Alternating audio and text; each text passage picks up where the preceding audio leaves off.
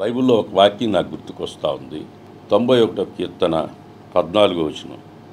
అతడు నన్ను ప్రేమించుచున్నాడు గనుక నేను అతను తప్పించి తిని, అతడు నా నామమును ఎరిగినవాడు గనుక నేను అతన్ని గనపరిచి తిని, అతడు నాకు మొరపెట్టగా నేను అతనికి ఉత్తరం ఇచ్చి తిని, శ్రమలలో నేను అతనికి తోడై ఉంటిని.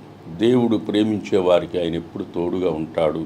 ఈ వాక్యం నన్ను ఎంతో బలపరిచింది, ధైర్యపరిచింది. ప్రభు కొరకు తన ప్రాణాన్ని పోగొట్టుకునేవాడు నిత్యత్వంలో యుగయుగాలుండే రాజ్యాన్ని స్వతంత్రించుకుంటాడు. అలాగే ప్రభు కొరకు క్రైస్తవుడు మరణానికి భయపడడు. బ్రతికితే క్రీస్తు, సావైతే లాభం, బెనిఫిట్. అపోస్తలుడైన పౌలు అంటాడు, మరణం నాకు అది ఎంతో ఆశీర్వాదకరం అంటాడు. ప్రియమైన దేవుని బిడ్డలారా, మరణానికి భయపడేవాడు క్రైస్తవుడే కాదు.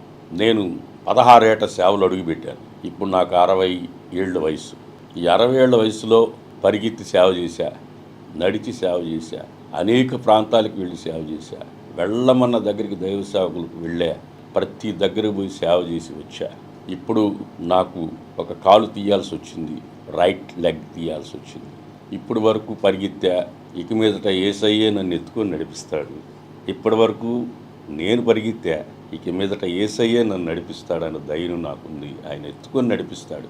కడశ్వాస వరకు యేసన్న గారు చెప్పారు, పిడికిడితో అన్నం తినే శక్తి ఉన్నంత వరకు సేవ చేస్తానన్నాడు. నేను చెప్తున్నాను వినండి, నా శ్వాస ఉన్నంతకాలం దేవుని సేవే. నన్ను మా అమ్మ తల్లి గర్భంలో పడక మునిపే నన్ను ప్రభువుకి ప్రతిష్ఠించింది. 1964లో ప్రభువుకి పుట్టిన బిడ్డను ఇస్తానని మాట ఇచ్చింది. 66లో నేను పుట్టా. నన్ను మా అమ్మ ప్రభువుకి ఇచ్చేసింది. ఆ రోజు నుంచి ఈ రోజు వరకు సేవా యాగంలో చిన్నప్పటి నుంచి నేను పరిగెత్తుతూనే ఉన్నాను. నేను ఈ రోజు వరకు పరిశుద్ధులకు ఒక్కసారి అప్పగించబడిన బోధ నిమిత్తం, సేవ నిమిత్తం పోరాడుతున్నాను. అలుపెరగ పోరాడుతున్నాను. సేవలో ముందుకు సాగుతున్నాను.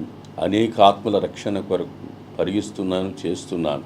ఇప్పటి వరకు చేసిన సేవ కంటే కూడా ఇంకా ఎక్కువ సేవ చేయడానికి నా కొరకు మీరు ప్రార్థన చేయండి. ప్రభువు నన్ను బలపరిచి వాడుకునేందుకు మీ అందరికీ ప్రభు పేరట మరలా చెప్తున్నాను. నేను నా బ్రతికినంత కాలం ప్రభు సేవలోనే ప్రాణార్పణగా పోయబడి సజీవ యాగంగా సేవలో ముందుకు సాగాలని నేను నిర్ణయించుకున్నాను.